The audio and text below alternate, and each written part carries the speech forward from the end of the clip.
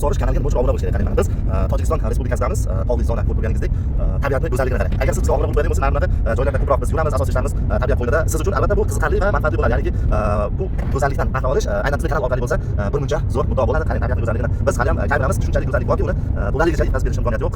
Soat taxminan 7:30 atrofi ko'rishimiz mumkin. O'ta go'zal. O'ta go'zal holatdagi joylarda biz aynan o'z ish faoliyatimizni olib boramiz. Hozir videomizda olib ko'rdingiz, suv bu yerda juda ham mo'l, suvdan muammo yo'q, lekin shunda ham tomchilatib sug'orish texnologiyasi joriy etilmoqda. Nimagaki, ushbu yerda gap faqat suvni ko'p yoki kamligida emas, balki ish vaqtini tejalishiga, undagi rasxodni, ishchilarning sonini tejashga bo'lgan qarash deb ham bemalol olsak bo'ladi.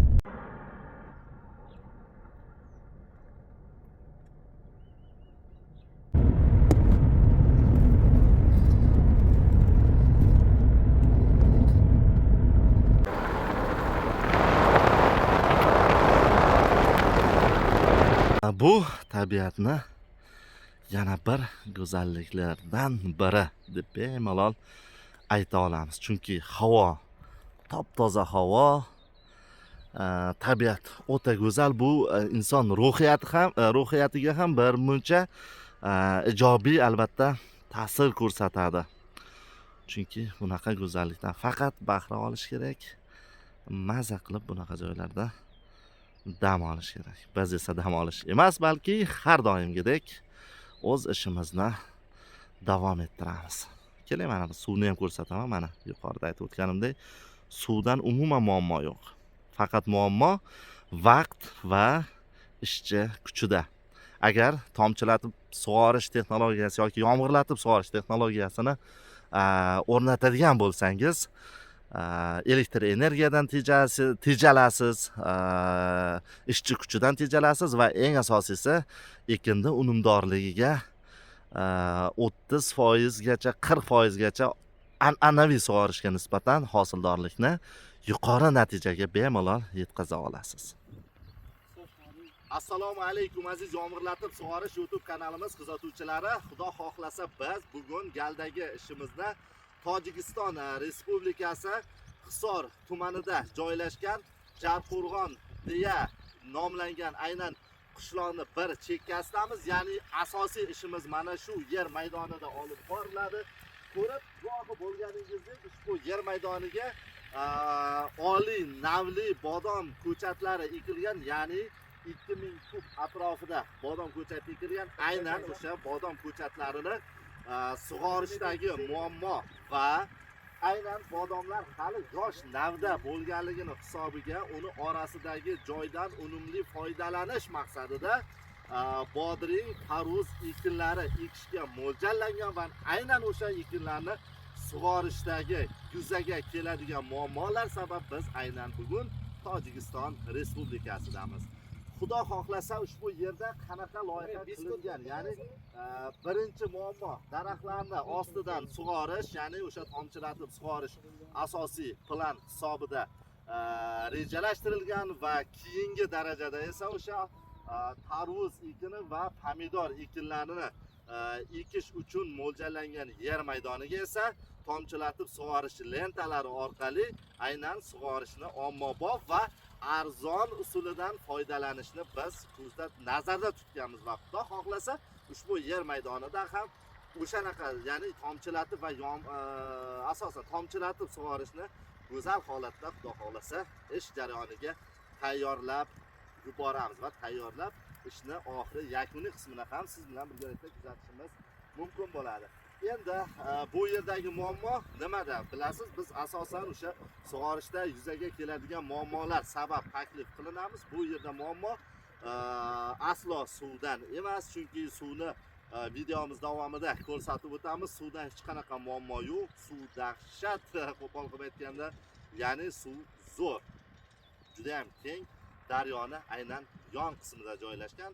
Faqat bu yerdagi muammo o'sha daryoni yon qismi soy, ya'ni qishloq, Jartepa qishlog'i asosan o'sha soyda joylashgan, ya'ni ikkita tog'ning orasida joylashganligini hisobiga tepalik juda ham yuqori hisoblangan va ushbu tepalikni sug'orishda, ya'ni an'anaviy sug'orishda suv tepadan oqizasiz va orqasi esa o'sha suvni yerni oxirgi qismiga borib suv yo yetib boradi yo yetib bormaydi. Chunki bu yerda kemiruvchilar juda ham mo'l, yerni kemirib qazilab tashlangan, aynan o'sha joylarga teshiklardan suv oqib kirib ketishi va tepalik bo'lganligini hisobiga suv ma'lum bir qismida ma'lum bir darajadagi oqib ketishini hisobga olgan holatda eng oson sug'orish usuli bu.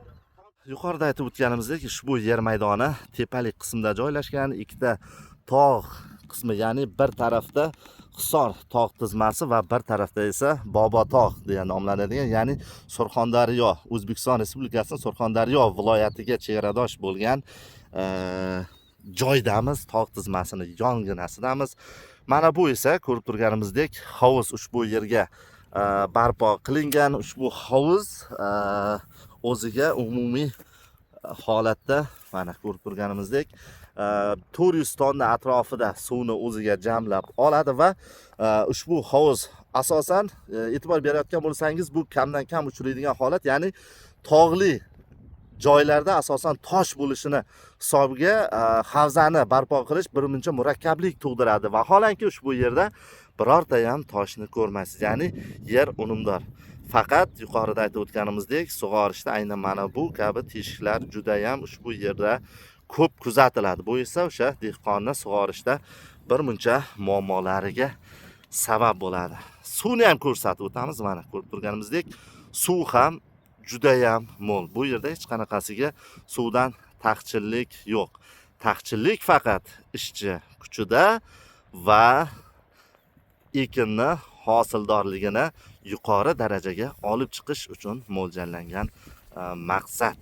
Ya'ni o'sha maqsad bo'lsa, sizda ishtiyoq bo'lsa, sizda Xudo xohlasa o'sha dehqonchilikda faqat ozgina mehr, ozgina xarajat qilinadi. Vaholanki ushbu qilingan xarajatni siz o'sha qilingan dehqonchilikdan olinadigan daromad bilan bir muncha yuqori holatga olib kelib qo'yishingiz mumkin bo'ladi. Tabiat o'ta ham go'zal darajada, ko'rib turganimizdek tog' aynan yam-yashil rangga burkangan. Ko'rib turganimizdek ushbu yer maydonining atrofida chorva mollari boqilyapti. Bular ko'rib turganimizdek qorni to'ygan holatda hammasi yotib maza qilib dam olmoqda. Endi Xudo xolasa ishimiz uchun asosiy lentalar, salafan hovuz uchun aytmadik, salafan solinadi. Salafanni ham biz o'zimiz bilan birga olib kelganmiz va asosiy lenta, tomizg'ich, o'sha kraniklar, maxsus aksessuarlar ham aynan o'zimiz bilan birgalikda ushbu yer maydoniga olib kelingan. Xudo xolasa mana bu tarafda turbalarni yoyish ishlari amalga oshirilmoqda. Mana ko'rib turganimizdek 2 kishi bo'lib 200 metrlik yaxli turbani e'tibor berayotgan bo'lsangiz, qoziqqa, ya'ni armaturaga bog'lab oddiy arqon press ip bilan keyin uni turbaga bog'lagan va tortilyapti. Nima uchun? Bu ham lifehack. Agar siz shu holatda tortadigan bo'lsangiz, turbada chiqayotgan mana bu prujina sifat aylana o'sha o'z-o'zidan aylanib turba to'g'ri holatda yoyilishini ta'minlab beradi. Endi xuddi shunaqa holatda mana asosiy liniyadan endi u chetki qismi bo'lsa, mana bu alohida mana bu ko'rinib turgan turbalarga alohida yana kraniklar orqali ana shu hozir tortilayotgan 200 metrlik liniyadan suv yetkazib berdi. Mana bu texnika, bu Xitoy davlatidan zakaz berilgan maxsus o'sha onlayn platformalar orqali umumiy summasi aynan tepasi qismidan tushib ko'rsatishga harakat qilaman. Umumiy summasi 9000 AQSh dollariga aylangan ushbu traktor mana. Bu bilan birgalikda aynan mana bu kabi pluga, ya'ni ikkitali, bu qiziq tarafi bu yo tarafga aylanadi. Keyingi qatorni yurg'izishimizda buni dehqonlar juda yaxshi bilan bunaqasiga aylantirib bemalol yerni shudgor qilish imkoniyatiga ega ekan. Bu aynan o'sha tojikistonlik kuzatuvchilarimiz uchun maxsus tavsiya. Ya'ni bu texnikani bitta olib qo'yib bemalol o'zingizni ishingizni osonlashtirish mushkulingizni oson qilish imkoniyatiga ega bo'lishingizni ta'minlab beradi. Endi menja bunaqa texnikalarni zo'r tushunavermayman, lekin ko'rinishidan, yurishidan kuzatdim, ancha baquvvat va samarali ish kuchiga ega ekanligini tushunib yetdim.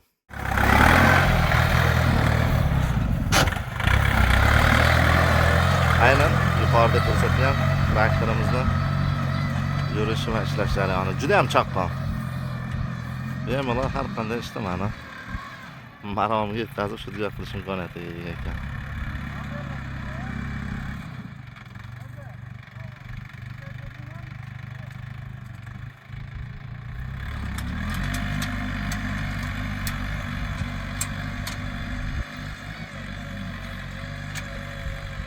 E'tibor bering, kuchi haqiqiy o'sha katta traktorlar qiladigan ishni bemalol bajara olyapti.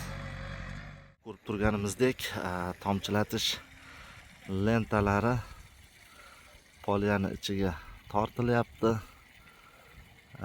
Bu birinchi qatori. Hozir asosan tortilayotgan bu lenta pomidor uchun mo'ljallangan. Ikki qatordan qilib orasini 40 sm, 30 sm masofada joylashtirib chiqilmoqda.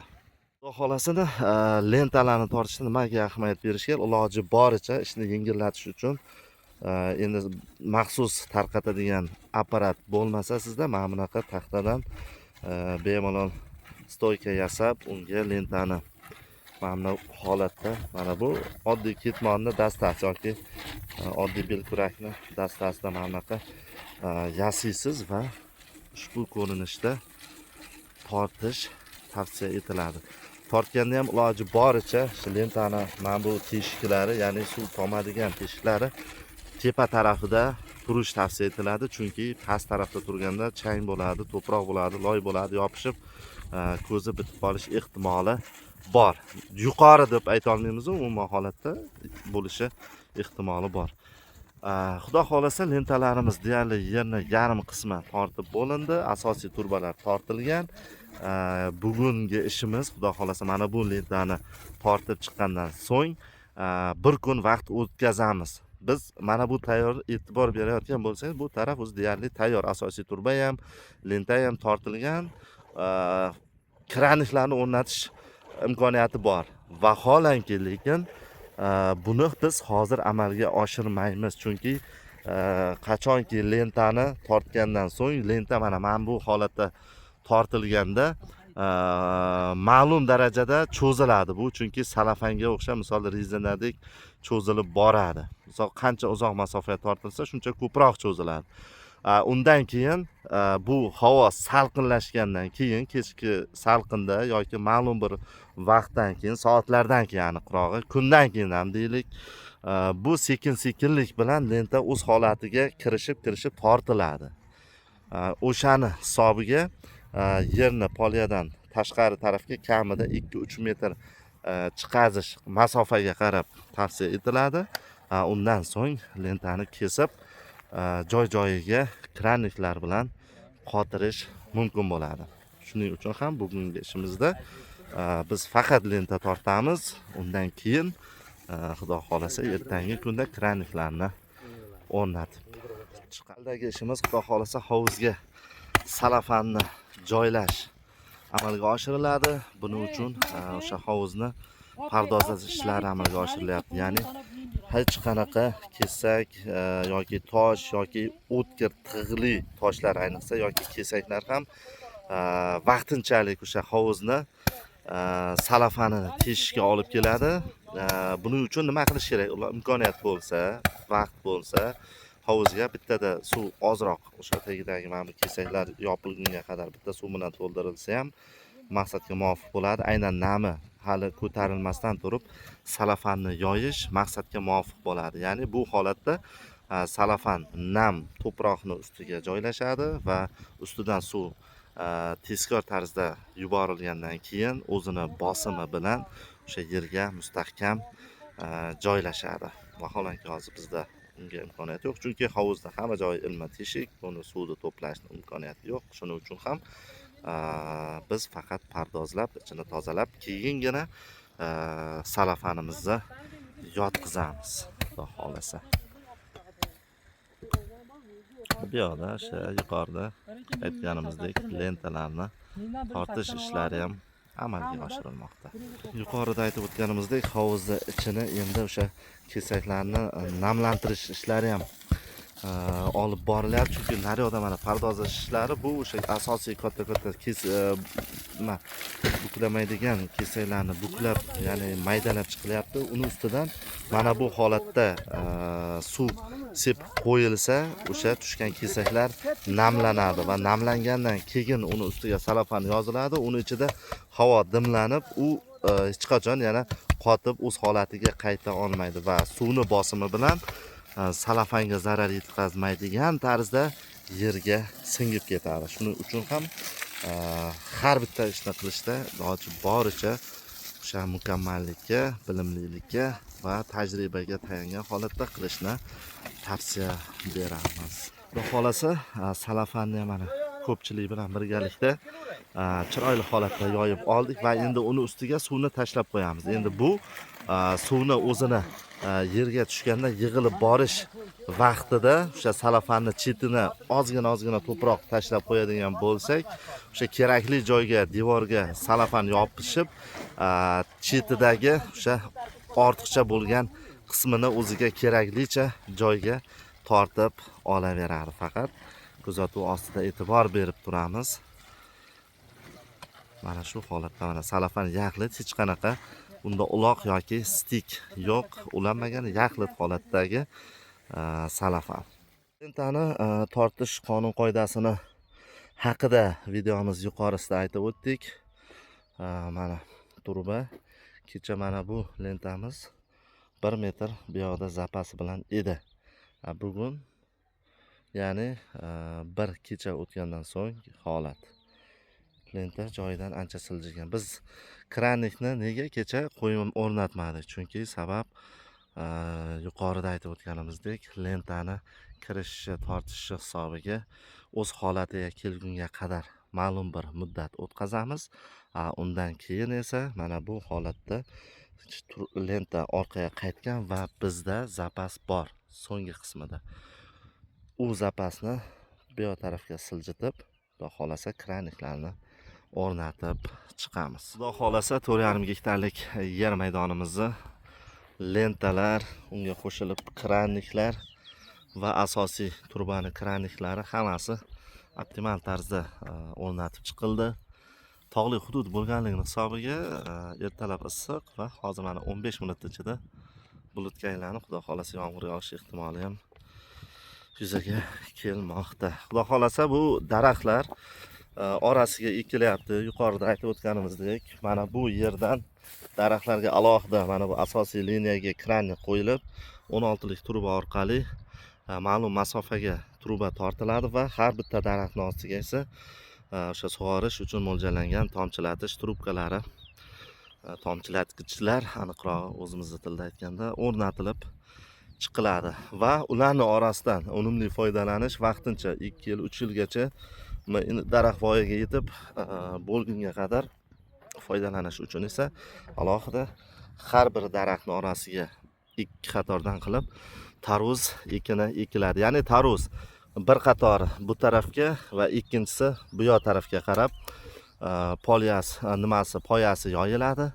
Xuddi shu qatorda ketadi va uni oxirgi qismida esa pomidor uchun xuddi mana bunaqa ikkitalik emas, balki bu yoq tomonda ikkita, bu yoq tomonda ham xuddi shunaqa ikkita lenta tortilib, unga pomidor ekini ekilish mo'ljallangan va bu yoq tomonda ish hali ham davom etmoqda. Bu yoq tarafda esa keyingi yerga, ya'ni 2,5 gektarlik yer maydoniga asosiy turbalar olib kelingan va tomchi lentalari ham tayyor. Bu yoq taraf esa tarvuz ekini, poliz ekini ekilishi uchun xudo xolasa rejalashtirilmoqda. Xolasa daryodan hovuzga suv olindi va suv tinitildi, chunki daryodagi suv hozir loyqalangan va tomchilatib sug'orishga o'rnatilayotgan nasosimiz aynan mana bu nasos. Mana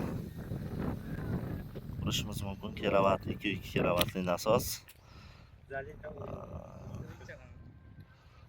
2 kilovatli nasosimiz. Mana shu nasos orqali suv aynan tomchilatish lentalariga xudo xolasa yuborilishga tayyor holat. Xudo xolasa start berildi. Ko'rib turganimizdek lentalarimizdan sekin mana tomchilar chiqishni boshladi. Mana umumiy maydon, ya'ni 130 metrlik liniyadan bo'laklarga bo'lingan, albatta bu ikkita bo'lakka bo'lingan. O'shanda 40 ta trubkamizga, lentamizga suv yuborildi. Xudo xolasa 20 tonnalik chiqazi, ya'ni 24 tonna suv haydab beradigan nasos orqali suv yuborildi. Ko'rib turganimizdek tomchi lentalarimizda o'z vazifani bajarish boshlandi, chunki lentamiz har 30 santimetrda teshigi bor. Ya'ni 30 santimetrlik lenta.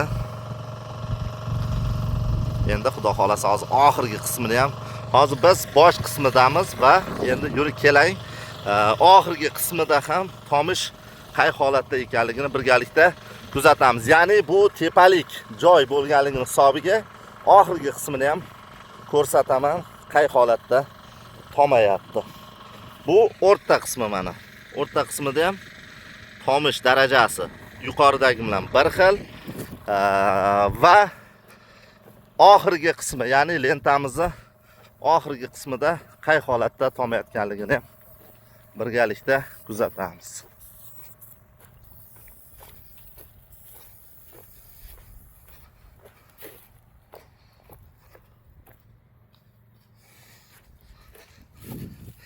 Ko'rib turganimizdek lentamizni oxirgi qismida ham yuqoridagi kabi bir xil holatda suv tomayapti.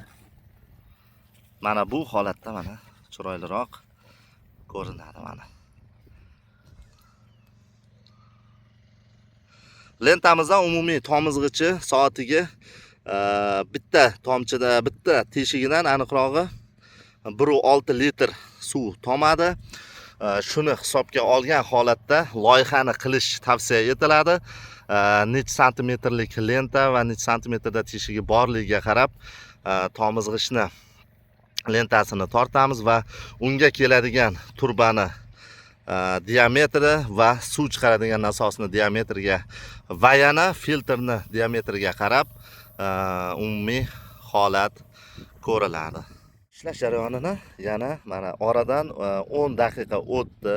10 daqiqa o'tgandan so'ng mana bu namlanishi, mana hamma joyda bir tekisda. Eng qiziq tarafi bu yoq taraf tepalik. Ko'pchilikda shunaqa yer borki, savol tug'iladi.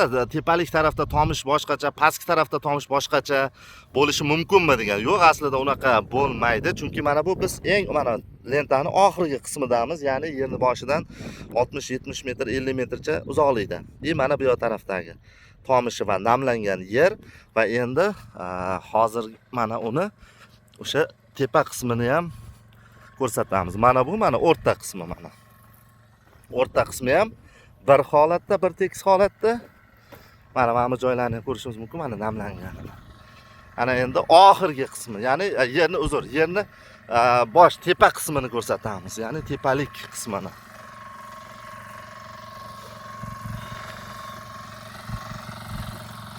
Svet yo'qligini hisobiga dvijojdan foydalanganmiz. Mana bu mana eng tepa qismi, mana bu yerdan yer boshlanadi. Mana tepa qismida ham pastki qismiga o'xshab bir tekisda tomishini kuzatishimiz mumkin bo'ladi. Shamol bor, shamolda ovozini pastroq chiqayotgan bo'lishi ham mumkin. Mana hamma joyda bir xil. Ko'rib turganimizdek, xudo xolasa, bu endi yerimizni keyingi teskari qismida oxirgi lentalar va oxirgi lentada ham xuddi shunaqa yuqorida ko'rsatganimizdek eng pastki burchak, eng yuqori burchak va keyingi yuqori burchak va eng pastki burchak. Ya'ni bu oxirgisi, ya'ni yerni eng chetki qismida ham ko'rib turganimizdek tomish ishlari bir tekisda ravon tommoqda. Bu degani o'sha ekinni hosildorligini olishda, hisoblashda bemalol hamma joy bir tekisda sug'oriladi degani. Bu esa o'z navbatida o'sha o'simlikni bir tekisda rivojlanishiga sabab bo'la oladi. Bu endi keyingi qismi, ya'ni yerni bu yoq tarafi pomidor ekilgan va bu yoq tarafda 2,5-3 gektarga yaqinroq yer maydoniga tarvuz ekini ekish mo'ljallangan. Xudo xolasa mana bu yerda ham tomchilarni go'zal tarzda tomayotganligini kuzatishimiz mumkin. Bu biz yerni o'rta qismidamiz. O'rta qismida ham ko'rib turganimizdek ochilganiga 2 daqiqa bo'lgan bo'lsa-da, tomchilatish lentalari o'z vazifasini a'lo darajada olib bormoqda. Ya'ni tomizish qanaqa bo'ladigan bo'lsa, maksimal holatda ishlayotganligini mana bu kadrda ham quyosh nurlarida bemalol ko'rishimiz mumkin bo'ladi. Ko'rib guvohi bo'lganingizdek, Tojikiston Respublikasi Hisor tumanida joylashgan Jarqo'rg'on degan nomlanadigan qishloqning eng yuqori tog'ning yon bag'ridagi joylashgan yer maydoniga ekilgan bodomlar va uni orasiga ekiladigan tarvuz va piyoz ekini uchun qilingan tomchilatib sug'orish texnologiyamizni yakuniga yetkazdik va uni ishlash jarayonini ham siz bilan birgalikda kuzatib bordik. Agar sizda ham xuddi shu kabi tomchilatib sug'orish yoki yomg'irlatib sug'orishga qiziqishlar yoki shunaqa sug'orishda muammolar yuzaga kelgan yerlar bo'ladigan bo'lsa, bemalol videomiz ostidagi nomerlarga qo'ng'iroq qilishingiz mumkin bo'ladi va biz har bitta kelingan savollar va qilingan qo'ng'iroqlarni aslo javobsiz qoldirmaymiz va qilingan har bitta qo'ng'iroq uchun alohida o'sha berilgan savollarga javob berib o'tishga va izohlarda, kommentariyalarda erinmasdan bergan savolingizga biz ham erinmasdan har biriga alohida sizga manfaatli tarzda javob qaytarishga harakat qilamiz. Bizni siz qay manzildan kuzatishingizdan qat'iy nazar bemalol qo'ng'iroq qilishingiz mumkin bo'ladi. Bizning xizmatlarimiz butun MDH davlatlari o'rtasida amalga oshiriladi. Bizning videolarimizga like bosing, dehqonchilik bilan shug'ullanayotgan do'stingiz yoki qarindoshingiz bo'ladimi? Kim bo'lishidan qat'iy nazar unga videolarimizni yuborib qo'ying, balki bu ham manfaatli bo'ladi degan umiddamiz. Videolarimizga like bosing, bizni kuzatishda davom eting. Biling, biz siz uchun har doim xizmatdamiz va aslo sizga xizmat qilishdan charchamaymiz. Doimo sog' bo'ling, salomat.